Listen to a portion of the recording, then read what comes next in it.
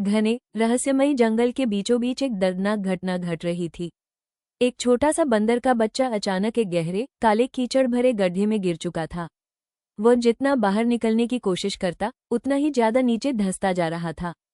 उसकी छोटी छोटी हथेलियां फिसल रही थी और शरीर थकान से टूटने लगा था। उसकी आवाज अब पहले जैसी तेज नहीं रही थी, जैसे उम्मीद धीरे धीरे खत्म हो रही हो। जंगल पूरी तरह शांत था, जैसे प्रकृति भी इस पल को देख रही हो। तभी दूर कहीं जमीन हल्की सी कांपी। एक विशाल हाथी उस जगह की ओर बढ़ रहा था।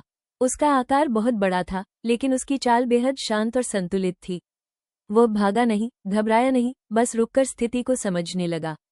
गड्ढे के पास पहुंचकर उसने नीचे फंसे हुए छोटे जीव को देखा।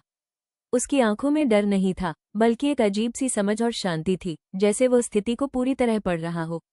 धीरे धीरे उसने अपना लंबा सूंड नीचे गड्ढे में उतारना शुरू किया।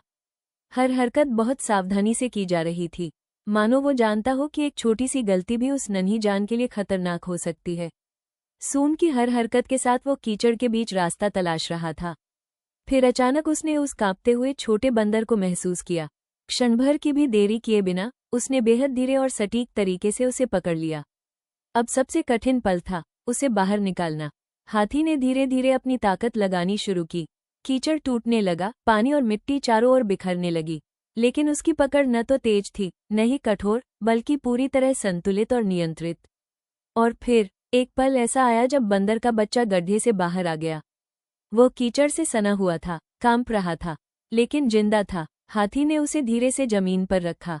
वो छोटा सा बंदर कुछ पल तक समझ ही नहीं पाया कि वो सुरक्षित है। जंगल फिर से शांत हो गया, लेकिन उस दिन वहां मौजूद हर जीवन ने यह महसूस किया कि ताकत सिर्फ आकार में नहीं होती, बल्कि दया, समझ और बुद्धिमत्ता में होती है।